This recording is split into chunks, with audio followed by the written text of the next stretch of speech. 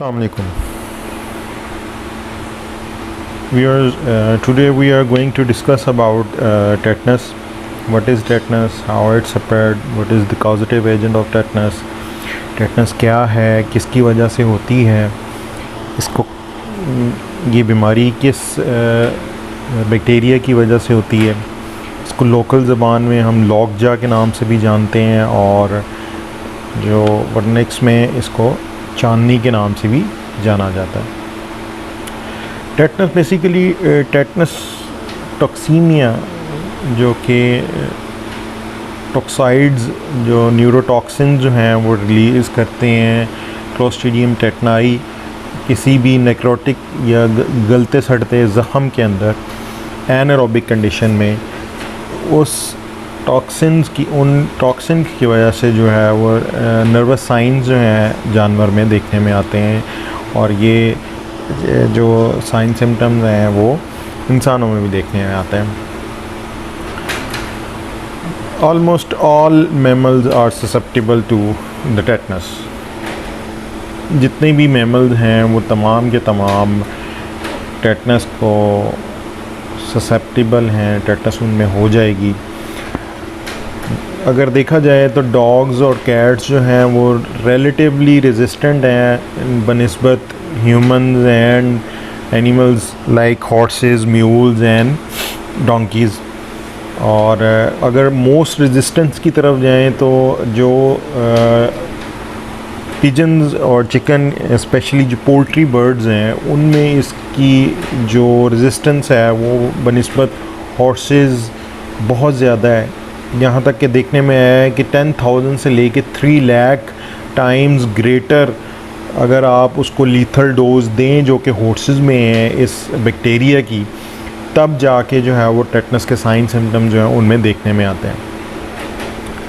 जबकि अगर सेंसिटिविटी की तरफ देखा जाए तो सबसे ज़्यादा जो सेंसिटिविटी देखने में आती है वो हॉर्सेस में है और लैम्स में है। सबसे जल्दी जो हॉर्सेस और लैम्स जो हैं वो टेटनस की बीमारी में मुब्तला होते हैं। एटियोलॉजी ये किस वजह से होती है, किस बैक्टीरिया की वजह से होती है, तो उसमें हमारे पास क्लोस्ट्रीडियम टेटनाई है जो कि एक स्फेरिकल स्पोर्स फॉर्मिंग बैक्टीरिया है जो कि एनारोबिक कंडीशन में जो है कल्टीवेट करता है और सॉइल में ये जो है वो स्पोर फॉर्मेशन कर लेता है। अगर इसकी ट्रांसमिशन एक जानवर से दूसरे जानवर की तरफ ट्रांसमिट कैसे होती है उसकी तरफ देखा जाए तो ये बेसिकली जो है ये थ्रू डीप बाउंड्स के ज़रिए जो है वो स्प्रेड होता है। पर्टिकुलरली जो कि पंक्चर्ड बाउंड हो, जिसमें जैसे नेल खुब गया हो या सर्जिकल टेल डॉकिंग की गई हो, कास्ट्रेशन की हो सर्जिकल केसेस में, या कोई भी ऐसा ज़ख़म जो कि गहरा है और वहाँ पे एनारोबिक कंडीशन डेवलप हो जाए तो वहाँ पे चांसेस होते हैं कि ये क्लोस्ट्रीडियम टेटनाई जो है वो ग्रो कर जाएगा। स्पोर्स जो हैं वो नॉर्मल टिश्यू में ग्रो नहीं कर सकते, एनारोबिक कंडीशन मिलेगी तो ही वो कल्टेटिव फॉर्म में कन्वर्ट होंगे और टॉक्सिन्स प्रोड्यूस करेंगे।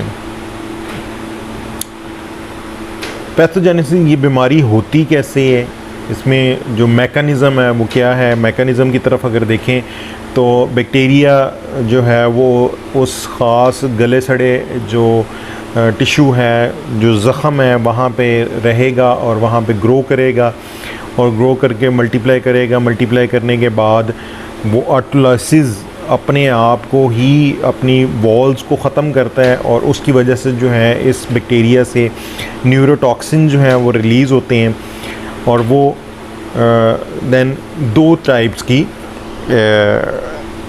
टेटनस जो है वो कॉज करते हैं।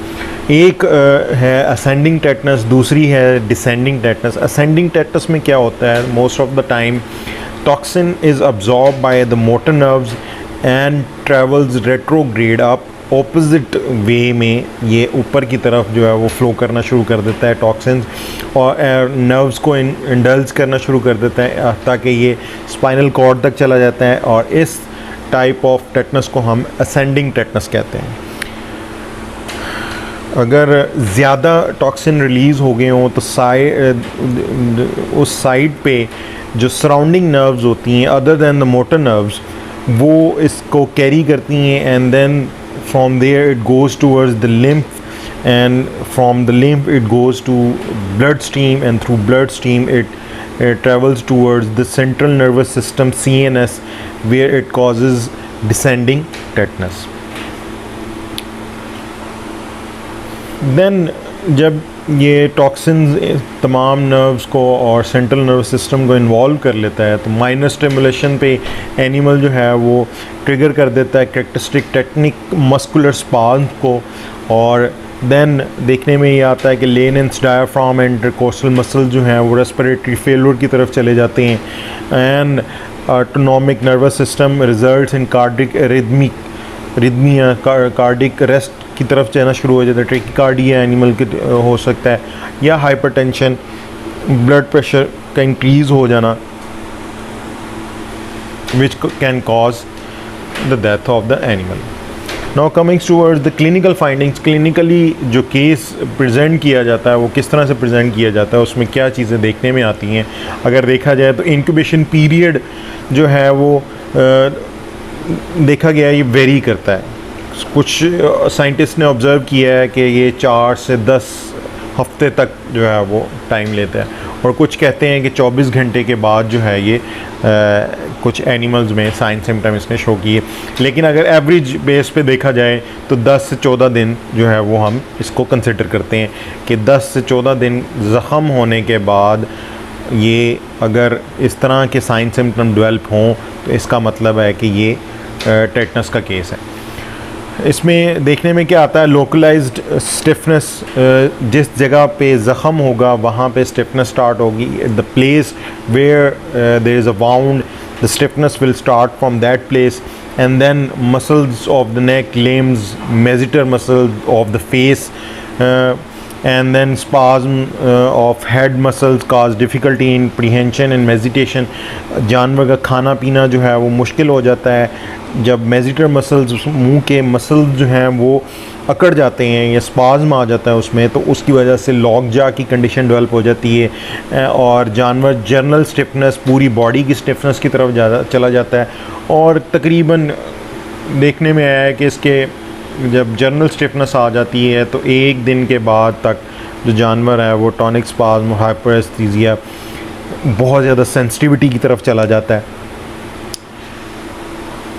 और अगर स्पेसिफिक इसका साइन सिम्टम्स की तरफ देखा जाए इक्वाइन्स में, हॉर्सेस में, म्यूल्स में, डोंकीज़ में, तो उसमें देखने में आया है कि ईयर्स उन एनिमल्स के इरेक्टेड अकड़ जाते हैं, टेल जो है वो अकड़ जाएगी और पीछे की तरफ एक्सटेंड हो जाएगी, इंटीरियर नेरीज जो हैं वो डायलेटेड, नॉस्ट्रल जो हैं, नथने जो हैं वो फूल जाएंगे, और थर्ड आईलिड प्रोलैप्स जो है वो देखने में आता है। एनिमल जो है वॉकिंग और टर्निंग और बैकिंग उसकी मुश्किल हो जाती है, पीछे की तरफ चलना, साइड पे चलना, सामने की तरफ चलना जानवर के लिए मुश्किल हो जाता है।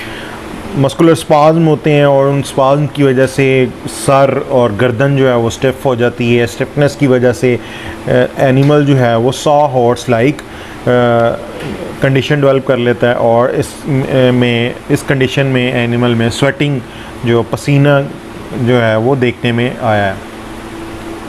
इस तस्वीर में आप देख सकते हैं कि थर्ड आईलिड प्रोलैप्स हुआ हुआ है एक हॉर्स में, और ये एक सा हॉर्स लाइक स्ट्रक्चर है जिसमें ईयर्स इरेक्टेड हैं, टेल एक्सटेंडेड है, इरेक्टेड है, स्टिफनेस है, जनरल बॉडी स्टिफनेस है, और ये एक फॉल है जिसमें opisthotonos stretching of neck towards back जो है देखने में आती है।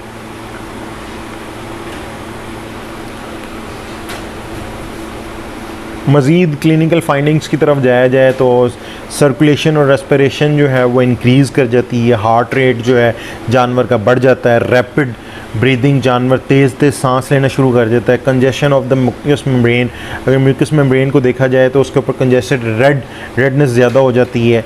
एनिमल एक कंडीशन डेवलप हो जाती है स्टिफनेस की, और उसके बाद हिलना जुलना उसका मुश्किल हो जाता है, तो ज़मीन पे लेट जाता है, ground fall on ground and may develop the opisthotonos condition, and then consciousness may not be affected. यहाँ पे आप देख सकते हैं कि ये गोट में आप एक जनरल स्टिफनेस की कंडीशन देख सकते हैं, एक ह्यूमन केस है और एक शीप का केस है जिसमें ओपिस्टोनस अपीयरेंस जो है वो दिखाई गई है। डॉग्स और कैट्स में अगर देखा जाए तो इनका इंक्यूबेशन पीरियड जो है वो रिलेटिवली ज़्यादा है, और टेटनस इतनी ज़्यादा डेवलप नहीं होती, लेकिन अगर केयर ना की जाए तो जो केस है वो कॉम्प्लिकेशंस की तरफ जा सकता है।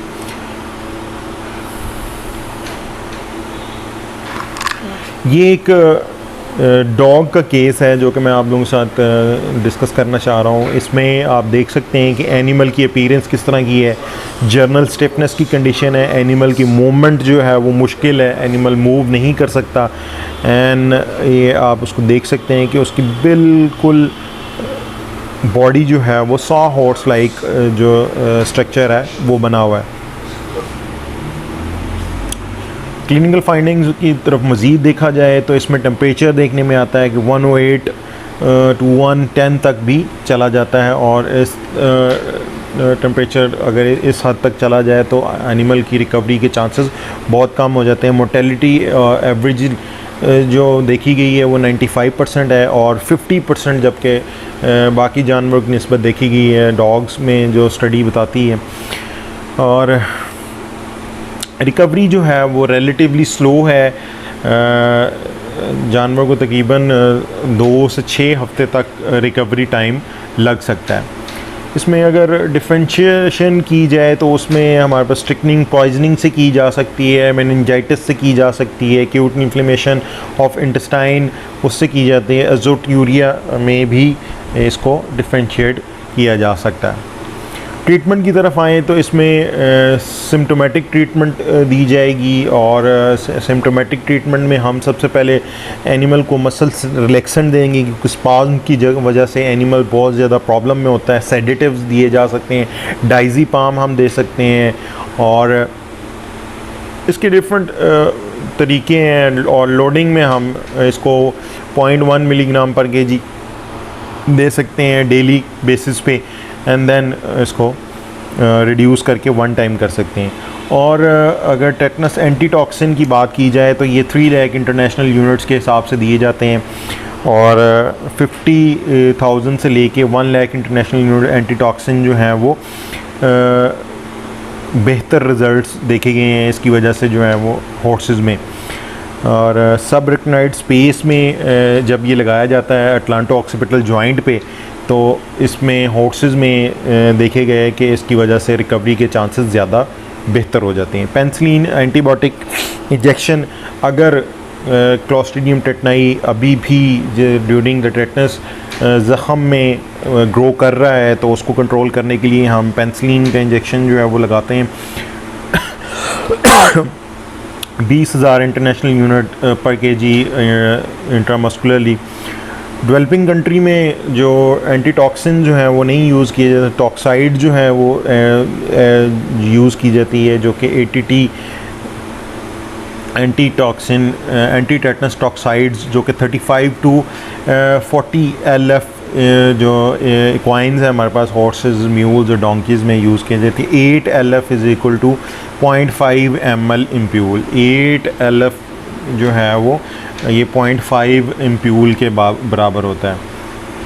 और LF को हम लिमिट्स ऑफ फ्लोकुलेशन एक यूनिट है वो कंसिडर करते हैं। इसमें ट्रीटमेंट की तरफ अगर देखा जाए तो नर्सिंग की बहुत ज़्यादा ज़रूरत होती है एनिमल की। एनिमल को जो है वो क्वाइट एंड डार्क एरिया में रखा जाता है स्लिंग्स के साथ अगर जनरल स्टिफनेस आ गई है, ताकि एनिमल जो है वो ग्राउंड पे फॉल ना करे और उसका रेस्पिरेशन में प्रॉब्लम ना हो। एनीमा जो है वो एनिमल के किया जाता है ताकि जो डेब्रस मटीरियल है वो सिक्रीट हो जाए। यूरिनरी कैथेटर जो है वो यूरिनेशन के लिए जो यूरिन है वो डिस्चार्ज करने के लिए यूज़ किया जाता है। ईयरली बूस्टर जो है कंट्रोल के लिए हम क्या करते हैं, ईयरली बूस्टर एनिमल्स में लगाते हैं। और अगर आप नॉर्मल रूटीन में देखा हो, बेसिकली ये जो क्लोस्ट्रीडियम टेटनाई है ये पाया जाता है हॉर्सेस, म्यूल्स और डोंकीज़ के फीसेस में।